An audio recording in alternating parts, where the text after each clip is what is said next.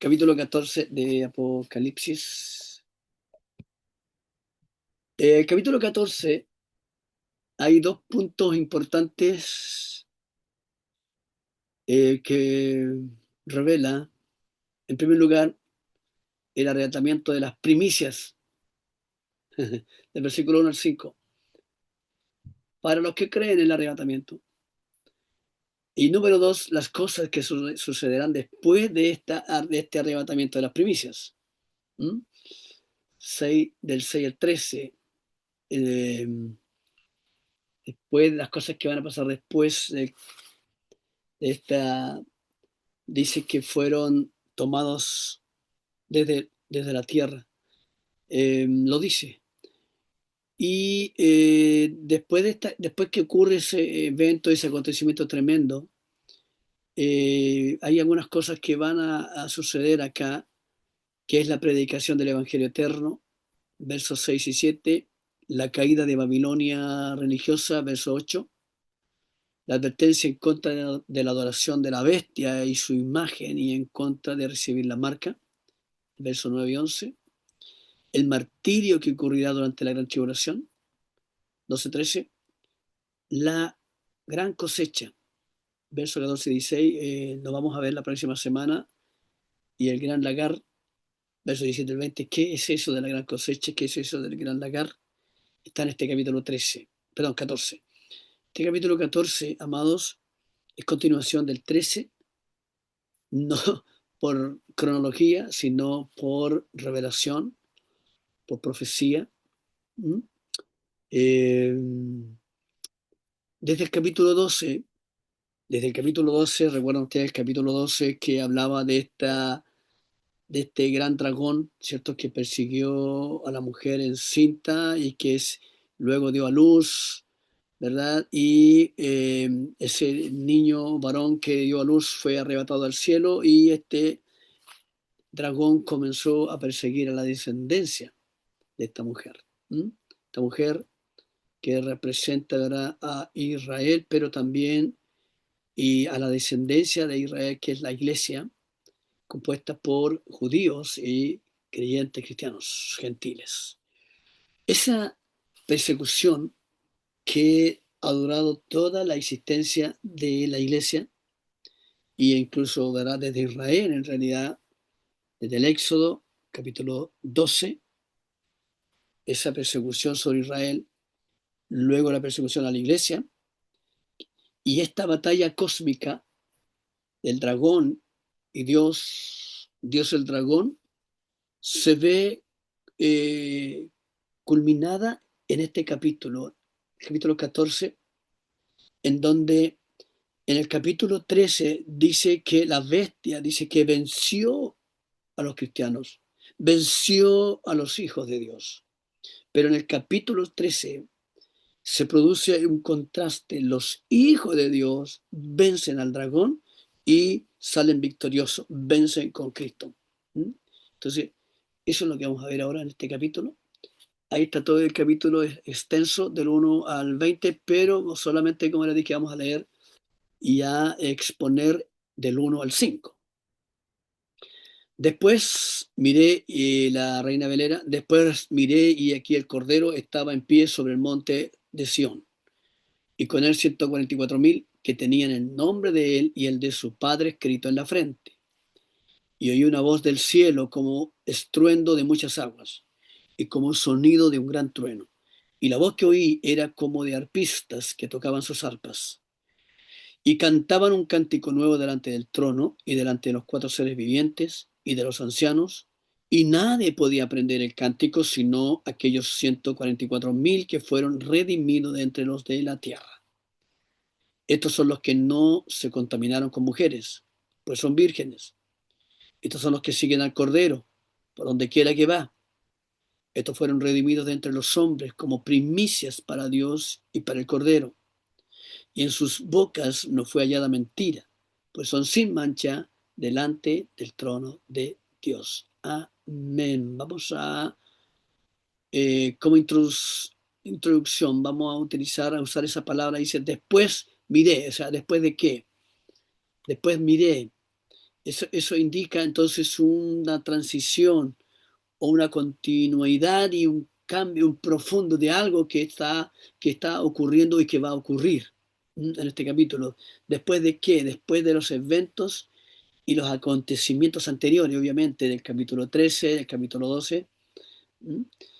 Y obviamente también esta transición hacia los eventos, los acontecimientos que sucederán posteriormente, después de este gran suceso que vamos hoy día a leer y que vamos a explicarlo. ¿Hasta cuándo? Hasta la segunda venida de Cristo y el establecimiento de su reino. Ahora, amados, es la segunda venida de Cristo, el establecimiento de su reino, ocupa todo prácticamente la Biblia. ¿Mm? Es, es la gran carga profética. Todos sabemos la segunda venida de Cristo. Debemos considerar entonces que la segunda venida de Cristo y el establecimiento de su reino están proféticamente cargados de anuncios, de advertencias, de señales, de predicciones, de eventos y acontecimientos, obviamente que para ningún creyente, amado, debe pasar inadvertido, indiferente, ni menos ignorado. Todo creyente, ¿verdad? Que creemos fielmente en la palabra de Dios, que creemos, ¿verdad?, en la segunda venida de Cristo, necesitamos estar fehacientemente convencidos de que nuestro Señor Jesucristo dejó señales, ¿m? Dejó advertencias respecto de su segunda venida. Señales, advertencias, predicciones, profecías que necesitamos conocer. Todo creyente, todo mundo cristiano necesita aprender la profecía, necesita aprender, amado, el contexto de lo que está pronto a ocurrir la segunda venida de Cristo, porque la segunda venida de Cristo viene con, como te dije, con una carga de señales, de advertencia, de situaciones proféticas que la Biblia está advirtiendo desde mucho tiempo. Desde antes, ya desde el Antiguo Testamento, ya se viene advirtiendo de estos acontecimientos, de lo que viene, lo que va a venir pronto. ¿Mm? Si bien es cierto, hay situaciones que ya se han dado, se han cumplido, pero la mayor parte de las profecías cercanas a la segunda venida de Cristo están por cumplirse, aún no se han cumplido muchas.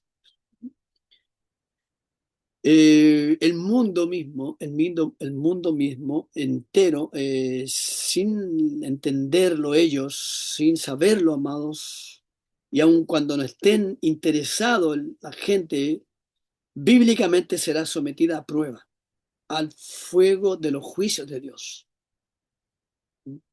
Los creyentes, nosotros seremos sacudidos en nuestra fe, probados en nuestra fidelidad, amados. ¿Mm? Probados, sometidos al juicio también, al juicio, porque dice la Biblia que es necesario que el juicio comience por la casa. ¿Mm? Sacudidos, sometidos a prueba nuestra fe, probados en nuestra fidelidad, probados en nuestra perseverancia. ¿Mm? Primera de Pedro 1:6, así que alégrense de verdad. En realidad, la segunda venida de Cristo y todos los eventos, amados, no tiene que ser un motivo de tristeza, de pena, de angustia para los hijos de Dios, de ninguna manera. La palabra de Dios aquí está diciendo, así que alégrense de verdad, les espera una alegría inmensa. Esto está hablando aquí de la esperanza de la venida de Cristo, aún por sobre los eventos, las predicciones, las profecías, por sobre las señales, las advertencias. Dice, les espera una alegría inmensa, aunque tienen que soportar muchas pruebas por un tiempo breve. Estas pruebas demostrarán que su fe es auténtica. Ese es el objetivo, amados, de las señales del fin, de las advertencias, de las predicciones, de los eventos que estarán por venir. Aún tienen que soportar muchas pruebas por un tiempo breve, Estas pruebas demostrarán que su fe es auténtica. No hay otra forma como Dios puede, amado, probar en nosotros cuánta fe tenemos en Él, sino a través de las pruebas. Y en lo que viene el mundo es prueba, tanto para los gentiles, para los que no esperan la venida de Cristo, para los que no creen, el mundo será probado y nosotros también, nuestra fe será probada. Continuemos. Está siendo probada de la misma manera que el fuego prueba y purifica el oro.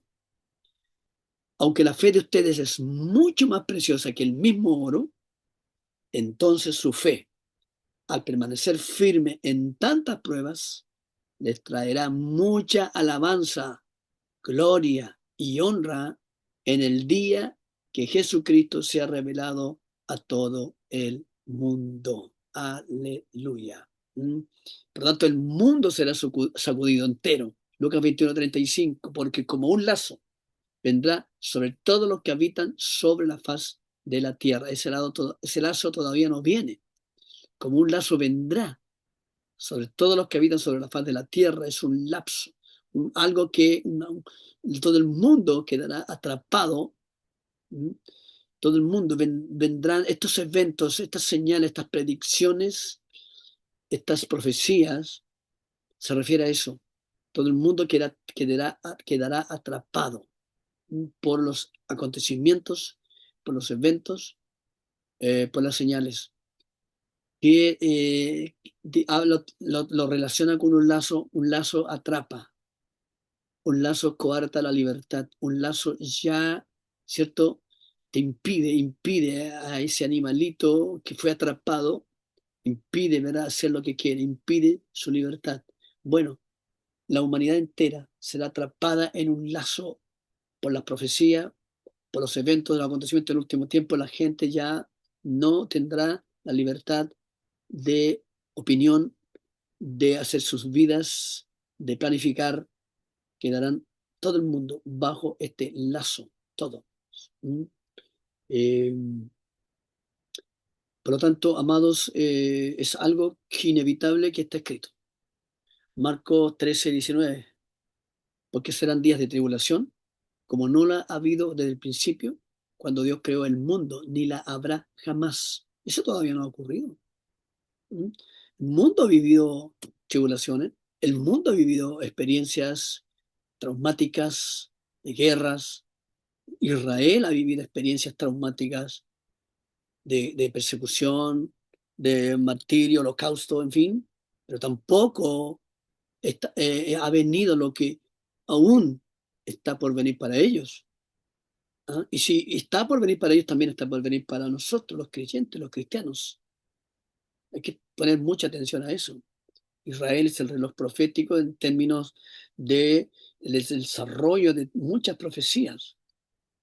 Por lo tanto, hay advertencias para ello, hay señales para ello, y paralelamente, ¿verdad?, para nosotros como iglesia, bien, esto todavía no ocurre. El mismo capítulo 13 de Marcos, verso 23. Así que tengan cuidado. Los he prevenido de todo, pero en aquellos días, después de esa tribulación, se oscurecerá el sol, no brillará más la luna, las estrellas caerán del cielo y los cuerpos celestes serán sacudidos. Eso todavía no ocurre.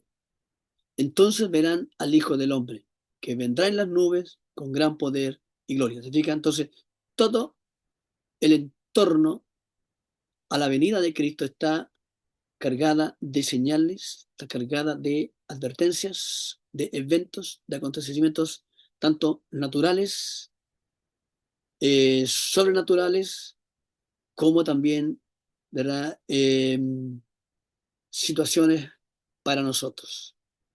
¿Okay? Después, ¿qué? ¿Después de qué entonces? Eh, después de que miró, porque dice, después miré y aquí el Cordero estaba en pie sobre el monte de Sión. ¿Después de qué?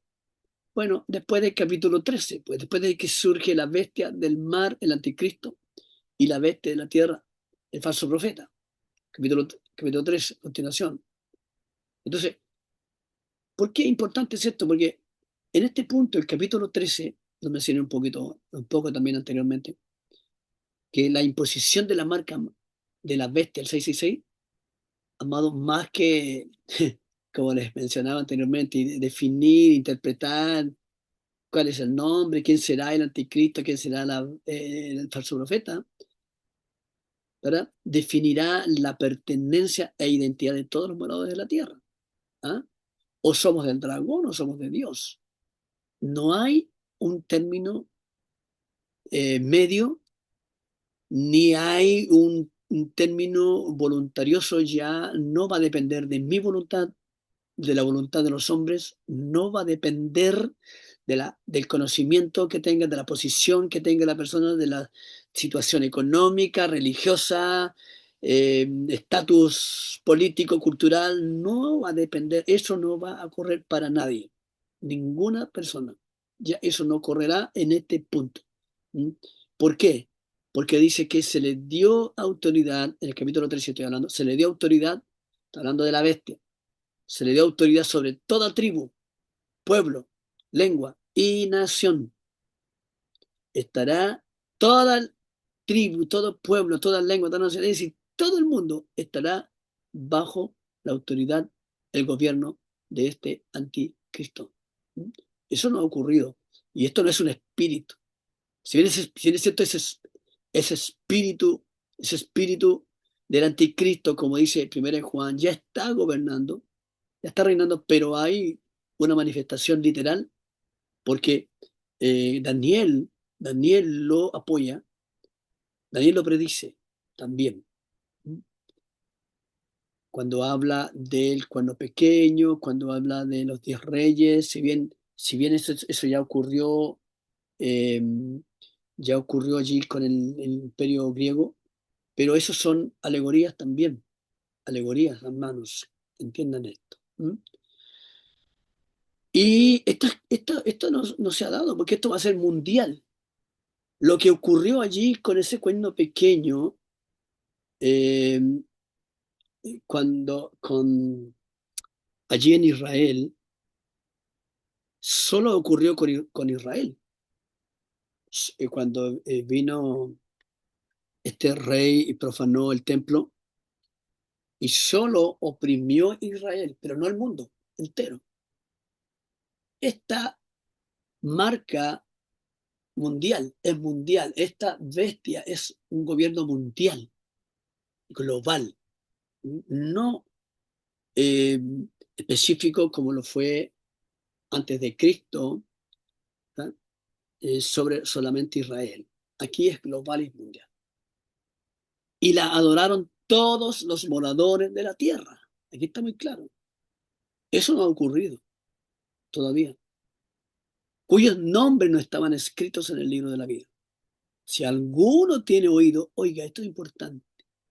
Cuando dice esta frase, si alguno tiene oído, oiga, esto es un misterio, esto es una profecía, esto es una revelación, no es una simple escritura, no es un simple estudio, es revelación, porque es un misterio.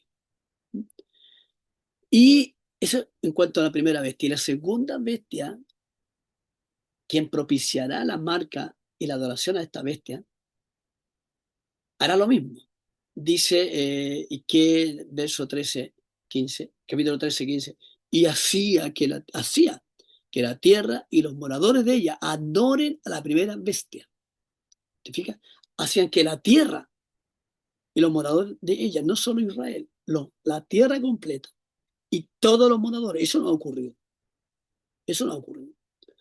El verso 15 del capítulo 13, y se le permitió infundir aliento a la imagen de la bestia para que la imagen hablase e hiciese matar a todo el que no la adorase. ¿Mm? Esta imagen, esta sombra, este tipo, ya lo vimos en Daniel también, capítulo 3 y capítulo 4, 3 y 4. Cuando Nabucodonosor mandó, capítulo 2 también, 2, 3 y 4, mandó a construir una gran estatua y que todos la adoraran. Esa es una alegoría para lo que va a venir literalmente. Verso 16. Y hacía que a todos, pequeños y grandes, ricos y pobres, libres y esclavos, se les pusiese una marca en la mano derecha o en la frente, y que ninguno pudiese comprar ni vender, sino el que tuviese la marca o el nombre de la bestia o el nombre de su nombre. Eso no ha ocurrido y que va a ocurrir literalmente. Ahora, fíjense, entonces el capítulo 4, perdón, 14, ¿verdad? Surge en contraste con el capítulo 13. ¿En qué sentido? Que en el capítulo 13, ¿verdad? El dominio de las dos bestias sobre la tierra, ¿verdad? La característica de este dominio, de este gobierno, ¿verdad? Es castigo, es crueldad, autoritarismo, imposición, idolatría, posesión de las almas, control total, oposición a Dios, engaño, un engaño generalizado, todo el mundo estará engañado, humanismo total, la corrupción, blasfemias. Esa es la naturaleza y es el carácter de este gobierno del capítulo 13, mundial, mundial. Del nuevo orden que se habla, el nuevo orden mundial, se refiere a esto. Y el capítulo 14 entonces surge entonces lo contrario, surge como el dominio de Cristo desde o sobre el monte de Sión, como el Cordero vencedor junto con los redimidos de la tierra, cantando un cántico nuevo de triunfo y de victoria, el cántico de los redimidos, un cántico nuevo que cantaremos los redimidos de la tierra. Entonces, fíjense, este capítulo, entonces, 14, amados, desde el verso 1 al 5, este contraste, ¿verdad? De entre el capítulo 13 de la bestia, el falso profeta, siendo ellos dominadores, gobernadores, al 14 ahora de Cristo gobernando, Cristo reinando como vencedor, este contraste ya se dio también y se enseña y se muestra en el capítulo 7 de Daniel. Entonces, capítulo 14 está conectado directamente con Daniel capítulo 7. Daniel está viendo la visión en este capítulo de las cuatro bestias, al cual es interrumpido en ese sueño que él está teniendo, esa visión, eh, abruptamente por una nueva visión, la visión del reino de Dios. ¿Te explica? Es decir, lo mismo que está sucediendo con el capítulo 13, en donde Juan recibe la visión de estas bestias y este falso profeta, y luego en el 14 es interrumpido con una nueva visión. Por eso dice, después de esto miré y vi algo nuevo, algo diferente, vi un contraste.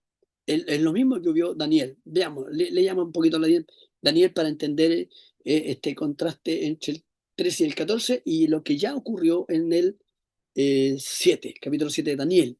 Mientras me fijaba en los cuernos, vi surgir entre ellos otro cuerno más pequeño. Por causa de este fueron arrancados tres de los primeros. El cuerno pequeño parecía tener ojos humanos y una boca que profería insolencias. Mientras yo observaba esto, y aquí está la interrupción, el 8, luego viene el 9, la interrupción de una nueva visión que está teniendo. Él está teniendo una visión de las cuatro bestias, esas cuatro bestias, ¿cierto?, que representan a Babilonia, Medo-Persa, Grecia y Roma. ¿Mm? Y él, mientras estaba viendo estas potencias, estos gobiernos humanos, dice, mientras yo estoy observando, se colocaron unos tronos y tomó asiento un venerable anciano. Su ropa era blanca como la nieve y su cabello blanco como la lana. Su trono con sus ruedas centellaban como el fuego. ¿Mm? El verso 10. El once dice, yo me quedé mirando por causa de las grandes insolencias que profería. Y aquí nuevamente hay como una interrupción otra vez. Primero, ¿cierto? En el verso 8, él está teniendo la visión de las cuatro bestias. Y no termina la visión cuando viene otra visión inmediatamente. La visión de este trono instalado que es Dios, Él ve este trono instalándose en alguna parte por allí cósmicamente. Y luego continúa en el 11 nuevamente con la misma visión del 8. ¿Mm? Dice, y no termina tampoco la visión de este trono que él está viendo, no la termina, sino que continúa, hay una interrupción otra vez. Y yo me quedé mirando por causa de las grandes insolencias que profería el cuerno. Seguí mirando hasta que a esta bestia la mataron, la descuartizaron y echaron por los pedazos de fuego ardiente. Está hablando de Roma. Pero en visión, esa visión, él nuevamente vuelve a retomar la nueva visión, la segunda visión, ¿m? del trono, del trono de Dios, cuando él ve a Dios, en medio de esta visión de estos, de estos imperios. El 13, en esa visión nocturna vi que alguien con aspecto humano venía entre las nubes del cielo, se acercó al venerable anciano y fue llevado a su presencia. Y se le dio autoridad, poder y majestad. Todos los pueblos, naciones y lenguas lo adoraron. Su dominio es un dominio eterno que no pasará y su reino jamás será destruido. Ok, ok. Bueno, se fijan, entonces, lo mismo que en con esta visión de Juan, en el capítulo 13, él está teniendo la visión de estas dos bestias, una que sube del mar y otra que sube de la tierra, y esta gran devastación, ¿verdad? Esta gran destrucción, este gran dominio que ejerce sobre la tierra, la humanidad completa, ¿verdad? Cómo los cristianos están siendo perseguidos, matados, destruidos, cómo el imperio de este anticristo y este falso profeta está, ¿cierto?, en su auge, eh, controlando, imponiendo, exigiendo idolatría, exigiendo la adoración a la imagen, exigiendo blasfemias, que todo el mundo incluso blasfeme contra Dios, se levanta, en fin. En medio entonces de esto surge el capítulo 14, como esta visión que tuvo también Daniel, esta interrupción. Surge entonces el dominio y la visión de Cristo sobre el monte de Sión, y eso es lo que vamos a ver ahora, lo que vamos a ver ahora. ¿Mm? Luego miré y apareció el Cordero, estaba de pie sobre el monte Sión, en compañía de 144.000 personas que llevaban escrito en la frente el nombre del Cordero y de su Padre. Vamos a, primero, antes de explicar completo el fin, el propósito, vamos a ver cada término por separado para preparar un poco la base, los fundamentos para luego llegar a una determinación, a una enseñanza, a una explicación de esta visión. Dice que apareció el Cordero. ¿Mm? El mismo, ¿cuál Cordero? El mismo Cordero del capítulo 5, que también dice en el capítulo 5, comienza el Juan, cuando es invitado al cielo, ¿cierto? Ve la visión del trono en el centro de de este cielo donde él es invitado en el centro, y en el capítulo, eso en el capítulo 4, y luego ya en el capítulo 5 dice que de repente ve acercarse, igual que Daniel dice que se acercó a ese trono un hijo del hombre, aquí también se acercó Cristo a este trono del capítulo 5. Se acercó un cordero, ¿m? Se acercó un cordero. En Daniel dice un hijo de hombre. Aquí en el capítulo 5 de Apocalipsis se acercó el cordero, el mismo cordero que ahora apareció en esta visión del capítulo 14. Y ese mismo cordero también del capítulo 12 de Éxodo, el cordero que ellos sacrificaron para ocupar la sangre y rociar los dinteles de sus puertas y sus ventanas, ¿verdad?, como protección. Ese mismo cordero que ellos comieron incluso antes de salir de Egipto. Dios les dijo que comieran el cordero. Bueno, este es el mismo cordero, el cordero inmolado, Cristo, el Cristo. Apareció este cordero entonces en este monte Sión, y eso es lo que vamos a explicar ahora. ¿Qué es el monte Sión? Bueno, hay dos explicaciones para el monte Sión en el Antiguo Testamento para ver este, el monte Sión físicamente y terrenalmente. Entonces hay un monte Sión físico y hay un monte Sión celestial. ¿Ah? El monte físico terrenal se refiere a la ciudad de David o Jerusalén, así de siempre. No quiero entrar en detalles. Segunda de Samuel, capítulo 5, verso 7, para no alargar mucho el estudio. Entonces ahí está la explicación. El monte Sión fue llamado Jerusalén. Jerusalén es llamada monte Sión. ¿Mm? Y hay un salmo muy precioso, Salmo 132, verso 13 al 14, en donde Dios dice y habla de este monte Sión o Jerusalén, que Él dice que la elige Sión o elige Jerusalén para establecer su presencia, o su reino. Su reino, el reino de Dios será establecido en este monte de Sión o en este Jerusalén física. Él dice, Zacarías, capítulo 12, que Él pondrá sus pies sobre el monte de los olivos en Jerusalén. ¿Mm? Y el reino de Cristo será físicamente en este monte Sión o en la Jerusalén. Jerusalén físicamente hoy día, tal cual. ¿Mm? Y espiritualmente, monte Sión también es conocido, llamado a la Sión celestial. Hebreos 12:22, donde habla y hace referencia a la ciudad del Dios vivo, Jerusalén la celestial. Capítulo 12, verso 22 de Hebreos dice, sino que os habéis acercado al monte de Sión, a la ciudad del Dios vivo, Jerusalén la celestial, a la compañía de muchos millares de ángeles. Entonces, el monte Sión también se le llama al reino de Dios. Y también se le llama a la Nueva Jerusalén. Es decir, que la Nueva Jerusalén es el monte de Sión, o la Nueva Jerusalén es el reino de Dios, la ciudad del Dios vivo. ¿Mm? Vamos asociando, si fijas cómo Dios está conectando todos estos términos con un solo fin, un solo propósito, el reino de Dios. ¿Okay? Bien, avancemos. Dice que estaba de pie sobre el monte de Sión. Entonces, esta visión que está teniendo Juan es en el reino de Dios, es en el cielo. ¿Mm? Y allí en este monte Sión o en el reino de Dios estaba de pie el Cordero o Cristo. Dice que estaba de pie en compañía de 144.000 personas que llevaban escritos en la frente el nombre del Cordero y de su Padre. Entonces, ¿quiénes son estos 44.000?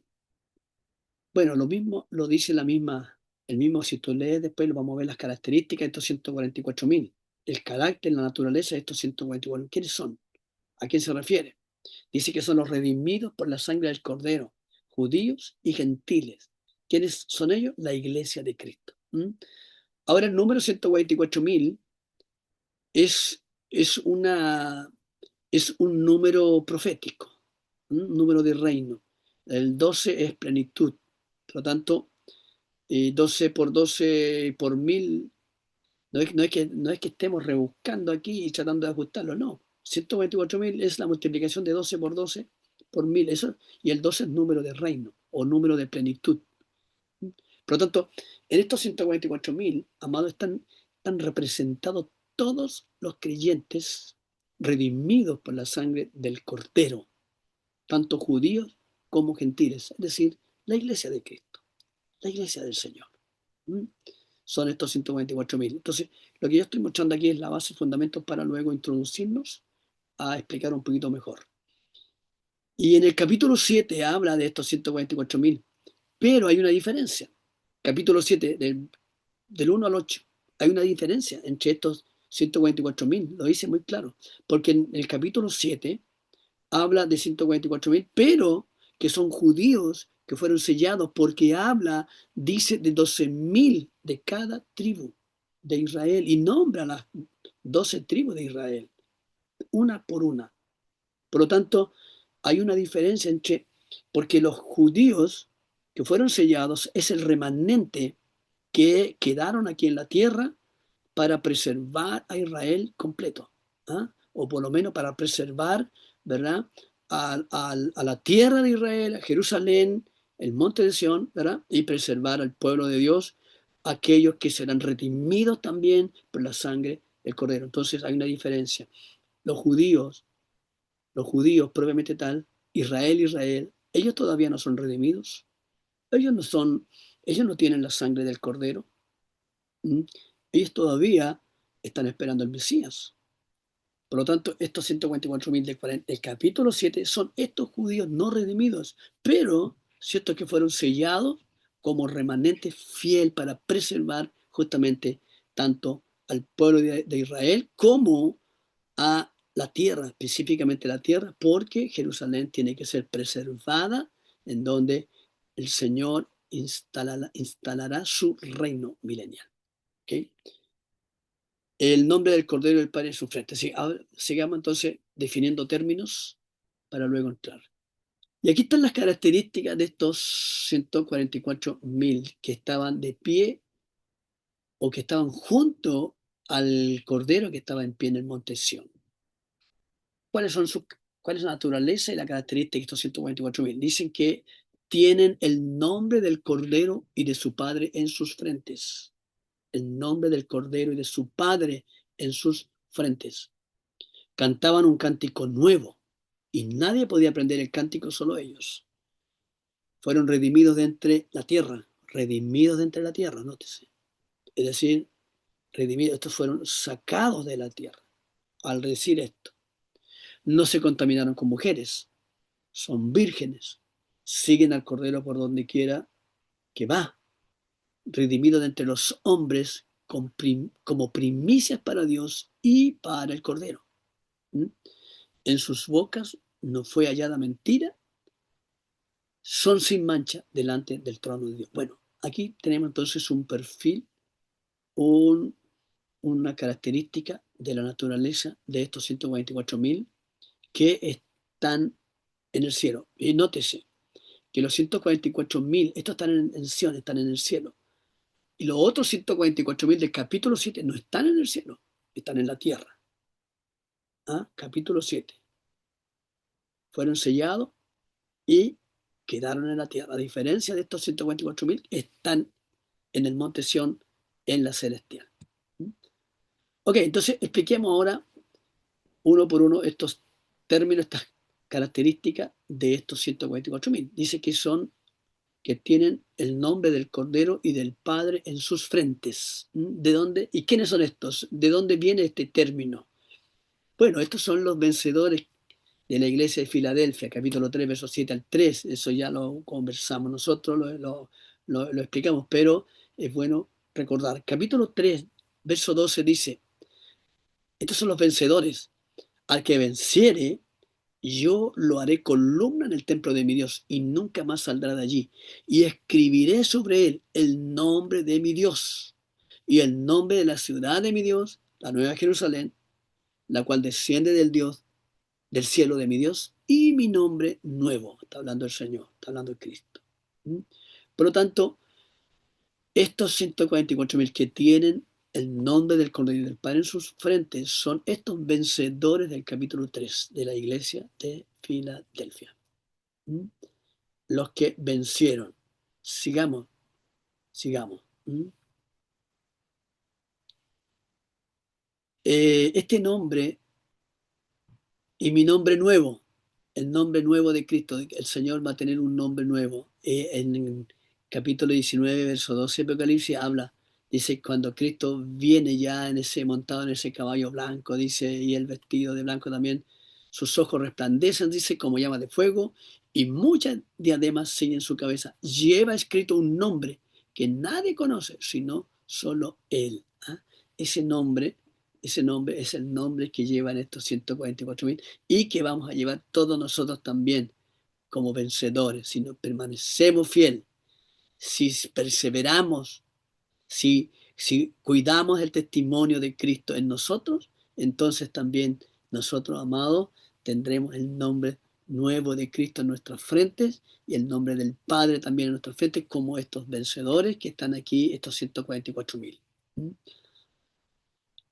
Ahora, ¿de qué vencieron estos vencedores que habla Apocalipsis capítulo 3? El 8 dice, el Señor le dice a ellos, yo conozco tus obras y aquí he puesto delante de ti una puerta abierta, la cual nadie puede abrir, nadie puede cerrar, porque aunque tienes poca fuerza, has guardado mi palabra y no has negado mi nombre.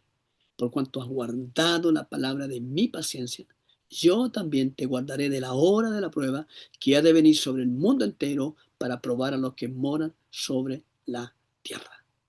¿Mm? Entonces, estos vencedores que tienen el nombre de Cristo, del Señor, un nombre nuevo, más el nombre del Padre en su frente, que son los 144.000, son los que guardaron la palabra de la paciencia, de la perseverancia. La palabra paciencia aquí es perseverancia y de la fidelidad. Es decir, que estos se mantuvieron fieles hasta las últimas consecuencias en el tiempo final, amado, y perseveraron a pesar de la prueba, del dolor, de la persecución, a pesar de la bestia que se levantó contra estos y el falso profeta. Ellos perseveraron en la fe y el testimonio de Cristo. 14:12 de aquí mismo, en el capítulo 14, verso 12 de Apocalipsis, dice: en esto consiste la perseverancia de los santos, los cuales obedecen los mandamientos de Dios y se mantienen fieles a Jesús.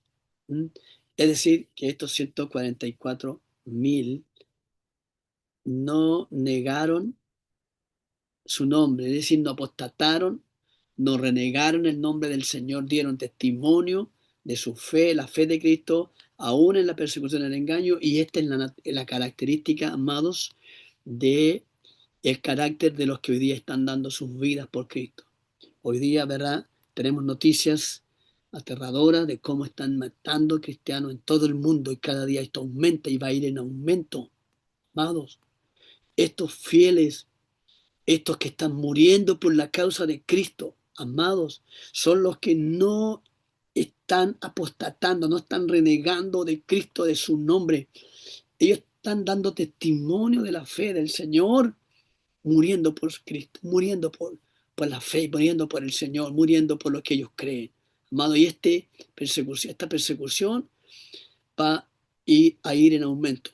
Y lamentablemente por esta persecución muchos apostatarán, muchos renegarán. Dice la Biblia que muchos apostatarán de Cristo. Muchos apostatarán de la fe, renegarán de su fe en Cristo. Que eso no nos ocurra, que Dios tenga misericordia de nosotros, que Dios nos afirme, que Dios nos fortalezca, que Dios aumente nuestra fe, queridos hermanos. Estos son tiempos decisivos, tiempos determinantes donde tenemos que definirnos, amados. Tenemos que definirnos nosotros también, ya no jugar con nuestra fe, no jugar, amados, con la oración. Oro cuando quiero, oro cuando puedo, oro cuando lo siento. No, no. La oración, tenemos que reforzar nuestro tiempo de oración mañana, mediodía, en la tarde, en la noche, todo el día orando, clamando, todo el día afirmándonos, amados, reforzando el testimonio de Cristo en nosotros, porque nosotros somos la expresión de Cristo, somos el testimonio de Cristo. Nosotros somos esos dos testigos, amados, del capítulo 11, los dos testigos. Que Dios nos guarde, que Dios tenga misericordia. Estos no negaron al Señor. Estos guardaron la palabra de Dios, la perseverancia, pero se mantuvieron perseverantes hasta el final, porque también el Señor dijo: y el que persevere hasta el fin, este será salvo. Que Dios nos ayude y que podamos ser nosotros estos vencedores, amados. Gloria a Dios. Número 2, Obed dice que cantaban un cántico nuevo, estos 144.000, y nadie podía aprender el cántico, solo ellos.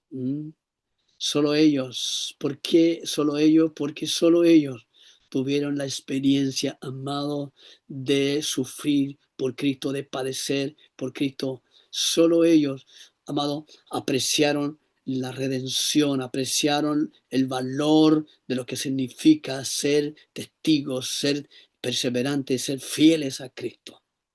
Y se les dio un cántico nuevo para ellos, para entonarlo, amado, un cántico de victoria, de júbilo, un cántico de salvación, de gloria y de gozo, como, como el canto que del capítulo 7 dice que en el verso 9: después de esto miré y apareció una multitud tomada de todas las naciones, tribus, pueblos y lenguas. Eran tan grandes que nadie podía contarlas. Estaban de pie delante del trono y del cordero, vestidos de túnicas blancas y con ramas de palma en la mano. Gritaban a gran voz: la salvación viene de nuestro Dios, que está sentado en el trono y del cordero. Todos los ángeles dicen al oír este canto o este grito de salvación, de júbilo, de gozo de estas cristianos vestidos de ropas blancas que llegaron al cielo. Todos los ángeles estaban de pie alrededor del trono, dice, de los ancianos y de los cuatro seres vivientes, se postraron rostro en tierra delante del trono y adoraron a Dios, se unieron a este cántico, se unieron a este grito de júbilo, de gozo y de alabanza de estos cristianos del capítulo 7 que llegan a la presencia de Dios, diciendo amén, la alabanza, la gloria, la sabiduría, la acción de gracias, la honra, el poder y la fortaleza son de nuestro Dios por los siglos de los siglos.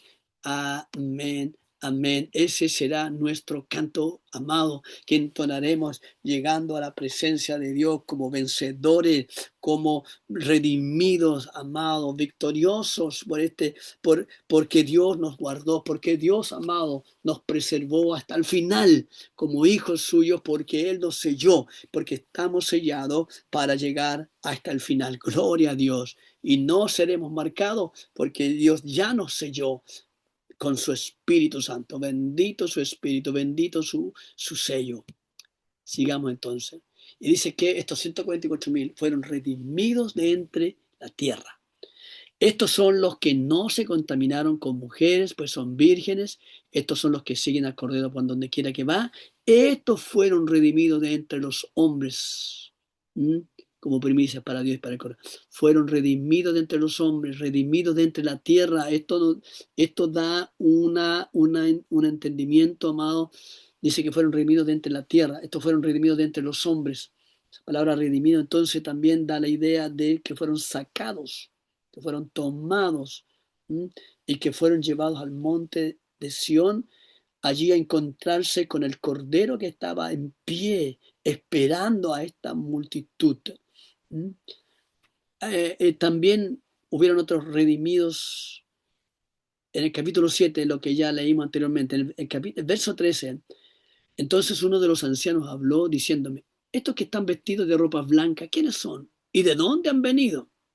Porque de repente, después de sellar en el capítulo 7 a los 144,000, 12,000 de cada tribu, dice que apareció una multitud incontable en el cielo. Una multitud incontable. Y el profeta le pregunta, uno de los ancianos le pregunta al profeta: ¿y estos quiénes son? ¿De dónde vienen? Y el profeta Juan, el apóstol Juan, le contesta, y yo le dije: Señor, tú lo sabes. Y él me dijo: estos son los que han salido de la gran tribulación y han lavado sus ropas y las han emblanquecido en la sangre del Cordero. Que hay una similitud, hay una conexión de estos redimidos o de estos que fueron emblanquecidos en la sangre del Cordero. Eso significa que esos fueron redimidos por la sangre del Cordero. Los mismos redimidos de estos 144,000 que están hoy día en el monte Sión. Pero estos están delante del trono de Dios y les sirven día y noche en su templo. Y el que está sentado sobre el trono extenderá su tabernáculo sobre ellos. Y ya no tendrán hambre ni sed. Y el sol no caerá más sobre ellos, aleluya, ni calor alguno. Porque el Cordero que está en medio del trono los pastoreará y los guiará a fuentes de agua de vida, y Dios enjugará todas lágrimas de los ojos de ellos, aleluya. Amados, afirmémonos, fortalezcámonos, perseveremos, seamos fieles, amados, porque la recompensa es mucho mayor que la prueba. Afirmémonos en Cristo, porque la gloria postrera es mayor que la primera, amados. Gloria a Dios. Estos 144.000 son estos redimidos del capítulo 7 y también seremos nosotros los redimidos que vencieron. Este está relacionado también a estos redimidos de 1 Tesalonicenses 4:16 y 1 de Juan 15:51. Porque el Señor mismo con voz de mando, con voz de arcángel y con trompeta de Dios descenderá del cielo y los muertos en Cristo resucitarán primero. Luego nosotros los que vivimos, los que hayamos quedado, seremos arrebatados juntamente con ellos en las nubes para recibir al Señor en el aire y así estaremos siempre con el Señor. ¿Ah? Esto coincide un poco. Para recibir al Señor en el aire, así estaremos siempre con el Señor. ¿Mm? Probablemente, probablemente recibidos en el aire para ser llevados al monte Sión, probablemente. Y el 15:51 de aquí os digo un misterio, no todos dormiremos, pero todos seremos transformados en un momento, en un abrir y cerrar de ojos, a la final trompeta, porque se tocará la trompeta y los muertos resucitados serán resucitados incorruptibles y nosotros seremos transformados. Esto es redención. Esto es redención. Resucitados incorruptibles, transformados. Nuestros cuerpos serán transformados, resucitados incorruptibles, y nuestras almas y nuestros cuerpos que falta por ser redimidos. Y además estos 144.000 dice que no se contaminaron con mujeres. ¿Quiénes son estos que no se contaminaron con mujeres? ¿Por qué? ¿Cómo no se contaminaron con mujeres? Esto es un símbolo. Esto es una revelación espiritual. Y estos son los mismos también, estos que no se contaminaron con mujeres, amados, son los mismos vencedores de la iglesia de Tiatira, Fatolaya, Tiatira del capítulo 2. Leámoslo. Pero tengo unas pocas cosas contra ti, que toleras a esa mujer Jezabel, que se dice profetiza, enseña y seduce a mis siervos a fornicar y a comer cosas sacrificadas a los ídolos. He aquí yo la arrojo en cama y en gran tribulación a los que con ella adulteran, si no se arrepienten de las obras de ella. Al que venciere y guardare mis obras hasta el fin, yo le daré autoridad sobre las naciones y la regirá con vara de hierro y serán quebradas como vasos de alfarero, como yo también la he recibido de mi Padre, y le daré la estrella de la mañana. Entonces, este es un símbolo, quienes no se contaminaron con mujeres, porque la mujer a cual se está refiriendo se refiere a Jezabel, a esta falsa profetisa, que también le llama la Biblia, falsa profeta, que se dice profetiza, y que enseña a mis hermanos a fornicar. Aquí está hablando de la fornicación espiritual, fornicación y del adulterio espiritual, que es la idolatría, adorar ídolos, adorar cosas que no es Dios, amar algo que no sea Dios más que Dios. Y eso es idolatría. Eh, ¿Qué cosas sacrificadas a los ídolos?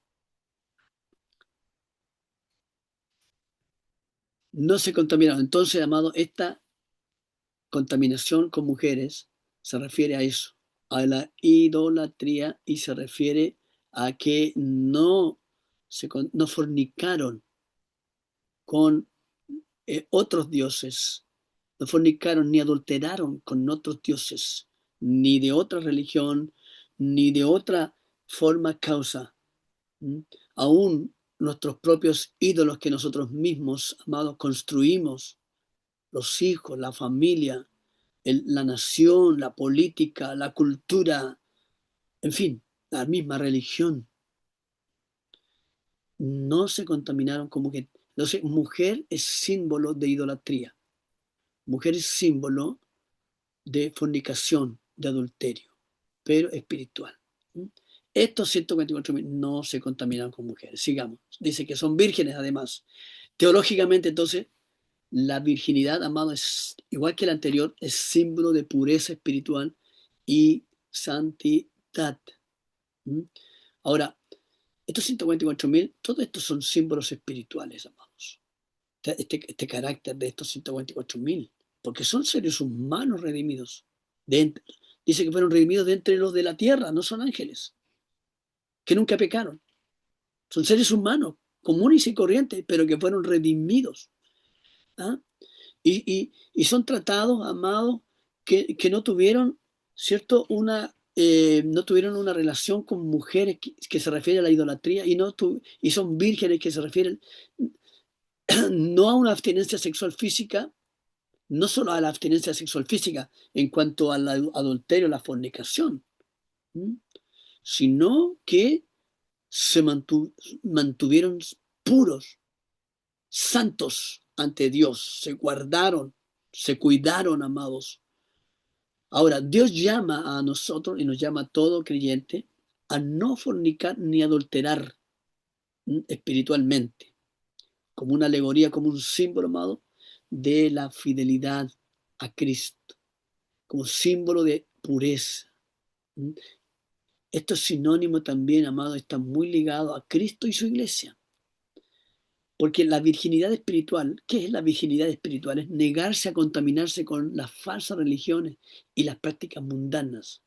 Guardados también es sinónimo de guardarse irreprensibles hasta la venida de Cristo, que todo vuestro ser sea guardado irreprensible. Es decir, virgen. No tener contacto, amados, con lo profano, con lo mundano, lo terrenal, lo que es antinatural, ante Dios. Son vírgenes. Representa entonces, amado, la devoción total a Cristo. Total a Cristo, ¿no? Una entrega total, una rendición total a Cristo. Actitud que nosotros debemos tener, rendidos total a Cristo, entregados a Él, esos son vírgenes, entregados solo para Cristo, solo para Él, somos de Él, somos su propiedad. Él es nuestro dueño, Él es nuestro Señor, Él es nuestro esposo y nosotros somos la esposa como iglesia. Además, esto representa a los redimidos, los vencedores de la corrupción e idolatría, de la imposición de la bestia, porque la bestia, amado, va a imponer idolatría para corromper a toda la humanidad, amado, en fornicación espiritual, en adulterio espiritual contra Dios. Es una blasfemia, esa es la blasfemia que esta bestia cometerá ante Dios. Hará que todos adoren a esta imagen de la bestia, y eso es fornicación espiritual. Esa es la mujer espiritual, esa es, amado, la profanación, la blasfemia que el anticristo cometerá y que lo hará imponiendo esta blasfemia a toda la humanidad, cosa que no ha ocurrido todavía, pero que va a ocurrir. Además, esta virginidad representa a los que recibirán el reino eterno. Daniel 7:27. Y que el reino y el dominio y la majestad de los reinos debajo de todo el cielo sea dado al pueblo de los santos del Altísimo, cuyo reino es reino eterno y todos los dominios le servirán y obedecerán. Entonces, amado, el reino de toda la humanidad está preservado para los vírgenes, los que no se contaminaron con mujeres. A estos 144.000 que es nuestra naturaleza, es nuestro carácter, es nuestra característica. Que Dios nos ayude, amado, a entender la palabra de Dios. Ahora, hay un severo castigo, amado, sobre los que fornican espiritualmente. Si bien también hay un severo castigo a los que fornican físicamente y adulteran también físicamente, amado, un severo castigo, dice, para los fornicarios, Efesios 5:5, porque sabéis esto, que ningún fornicario inmundo tiene herencia en el reino de Cristo. Nadie se engañe con palabras vanas, porque por estas cosas viene la ira de Dios sobre los hijos de desobedientes. Entonces hay una ira de Dios sobre tanto los fornicarios físicos, adúlteros físicos, como también espirituales, los que, ¿cierto?, idolatran, adoran ídolos, adoran otras religiones que no es a Dios, y también a los que se dejen marcar por la bestia y tendrán que adorar a esta imagen de la bestia.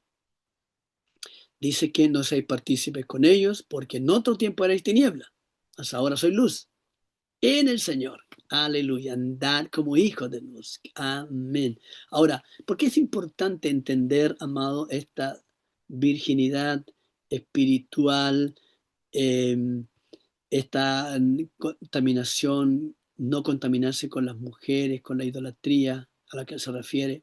Porque esta es una alegoría, amado, y representa el matrimonio como pureza de la iglesia y de Cristo. Esta virginidad representa la iglesia de Cristo como la virgen, como la parábola de esas 10 vírgenes. 10 vírgenes. El evangelio es considerado como 10 vírgenes. Se refiere a todo el evangelio, a todo el cristianismo. Maridos, y aquí está la alegoría del matrimonio respecto a esta virginidad de esta esposa y esta fidelidad, esta lealtad hacia el esposo. Maridos, amad a vuestras mujeres, así como Cristo amó a la iglesia y se entregó a sí mismo por ella, para santificarla, habiéndola purificado en el lavamiento del agua por la palabra, a fin de presentársela a sí mismo una iglesia gloriosa, que no tuviese mancha, ni arruga, ni cosas semejantes, sino que fuese santa y sin mancha. Así también los maridos deben amar a sus mujeres, como a sus mismos cuerpos. El que ama a su mujer a sí mismo se ama. Grande es este misterio. Fíjense acá. Grande es este misterio. Mas yo digo esto respecto de Cristo y de la iglesia. Por lo tanto, amados, estos son alegorías, estos son símbolos para resaltar, amados, esta virginidad de la iglesia pura que Dios está preparando para su Hijo, para estas bodas del Cordero. Una iglesia virgen, amado. Una iglesia que no se contaminó con ídolos, con las mujeres que representan la idolatría. No se contaminó, no se fue profanada, amado. La iglesia no tiene que caer en este juego. Si Dios lo permite, amado, si aún nosotros estamos acá, cuando todo esto suceda, nosotros tenemos la palabra, tenemos las señales, tenemos las advertencias. De ninguna manera podemos caer en este juego de la idolatría, de la imposición de la marca de la bestia, de ninguna manera. Porque eso va contra la naturaleza gloriosa, santa, pura del cuerpo de Cristo, la iglesia. Todo esto es justamente para mostrarnos y enseñarnos la pureza de la iglesia, amado. La pureza de la iglesia, esa iglesia pura, perfecta.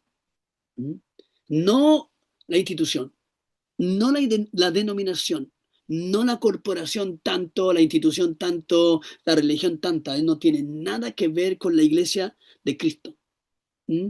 No, como te digo, eh, una corporación, una eh, institución humana terrenal, que está muy lejos de la iglesia virgen, la iglesia pura, gloriosa, perfecta de Cristo.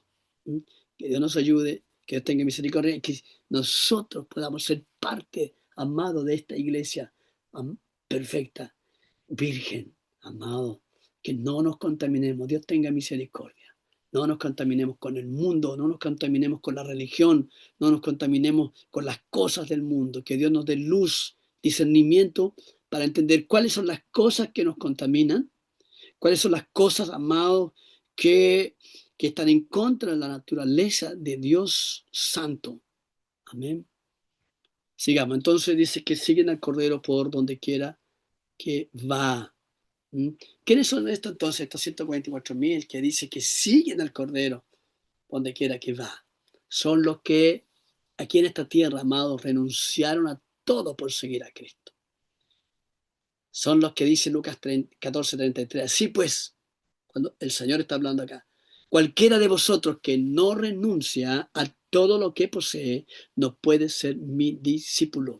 Los que siguen a Cristo donde quiera que va son los que renuncian, amado, a todas nuestras posesiones emocionales, afectivas, posiciones económicas, en fin.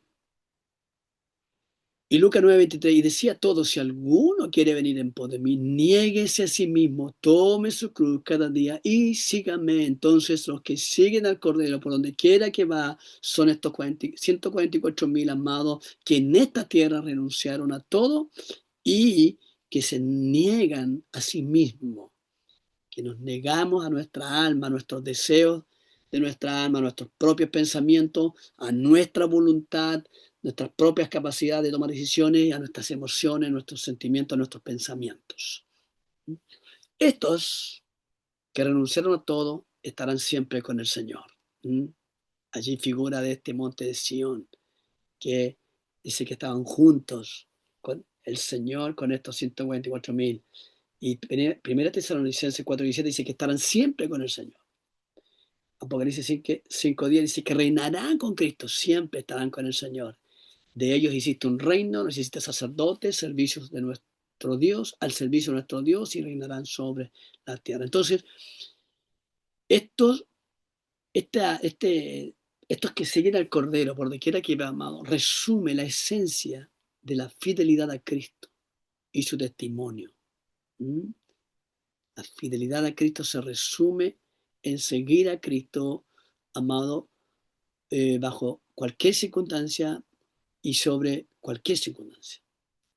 A donde quiera que va, van los redimidos. A donde quiera que va Cristo, o a donde quiera que está Cristo, están los redimidos. Donde quiera que va Cristo, el Cordero, están los redimidos. Estos viven en comunión con Cristo, porque son de Él. Expresan Cristo, amado. Nosotros no hablamos de Cristo, hablamos Cristo. Pongan atención a la diferencia. Nosotros no pensamos en Cristo ni de Cristo, nosotros pensamos Cristo. Nosotros, amados, no leemos la Biblia, nosotros comemos Cristo, comemos palabra, porque Cristo es la palabra. Nosotros expresamos Cristo, los que siguen al Cordero, por donde quiera que ve, tiene esta expresión, amados, tiene este sentido, esta profundidad. Expresamos Cristo, hablamos Cristo, pensamos Cristo, miramos Cristo, hablamos Cristo. Siguen a Cristo, no instituciones, religiones, hombres, opiniones. Ya no viven ellos sus vidas, ya no viven ellos sus vidas. Cristo vive en ellos, de acuerdo a Gálatas 2:20. El apóstol Pablo dice, con Cristo estoy juntamente crucificado.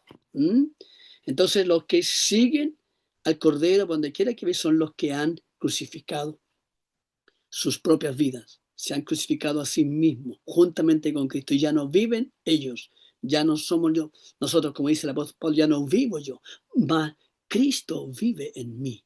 Aleluya. Estos son los que siguen al Cordero por donde quiera que va, y es la naturaleza, el carácter de estos 144,000. Redimidos de entre los hombres, como primicias para Dios y para el Cordero. Significa que estos fueron sacados de entre los hombres, redimidos para Dios y el Cordero. Ahora, esta dice que como primicias para Dios. Esta palabra primicia se usa mucho en el Antiguo Testamento, está muy arraigada en el Antiguo Testamento. Las primicias, ¿cierto? Era la recolección de los primeros frutos para consagrarlos con gratitud y por los frutos posteriores. Esas son las primicias que tenían que llevar los agricultores, el pueblo de Israel, amado de sus sembrados, sus primeros frutos que ellos tenían, que era la cosecha de la cebada.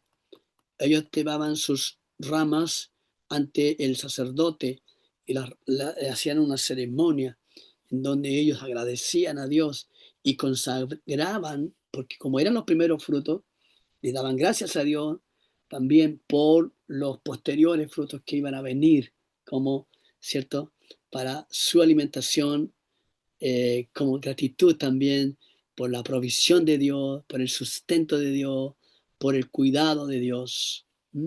Bueno, estos redimidos de entre los hombres como primicias para Dios son también los dedicados, son los consagrados, ¿ah? Los que fueron los primeros, amados, porque la primicia es los primeros. Es tipo y sombra también resurrección de Cristo. Cristo fue el primero en resucitar. Ahora, las primicias, entonces, los primeros en redención, comprados y lavados por sangre. Esos somos nosotros. Los primeros en ser redimidos. Los primeros en ser resucitados espiritualmente. Ya nuestro espíritu recreado, regenerado, resucitado, amados. Es un milagro. Los primeros en ser sellados versus los marcados. ¿Mm? Sellados porque el Espíritu Santo mora en nosotros, privilegios que no tuvieron los primeros cristianos o los primeros creyentes en el Antiguo Testamento. Nosotros tenemos esta bendición, este privilegio. Las primicias son de estos 144.000, los cuales son los primeros en entrar o en llegar al reino de Dios, los primeros frutos del reino, los primeros amados en ser arrebatados, los primeros en ser preservados para Dios. Aleluya. Y esos somos nosotros, esas primicias somos nosotros. Gloria a Dios. En su boca no fue hallada mentira, son sin mancha delante del trono de Dios. Bueno, ¿de qué habla esto, amado? Esto habla de santidad. ¿Mm? Habla de santidad, así como Dios es santo. Nosotros somos santos. Entonces, esta expresión resume todo el propósito de la redención, amados.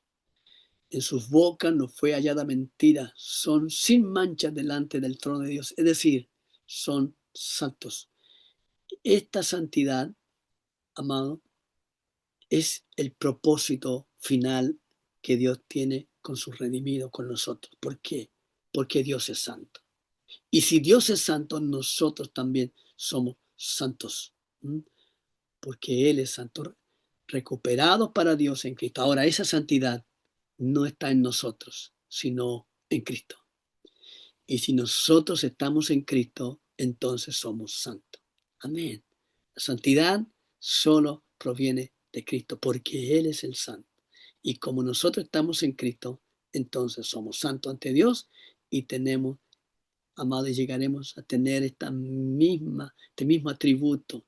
Gracias a este atributo de Dios, veremos a Cristo cara a cara, seremos como Él, veremos al Padre, veremos, amados, las maravillas, la gloria de su reino, lo que Dios tiene preparado para nosotros. Amén, amén y amén. Dios nos ayude, Dios nos guarde.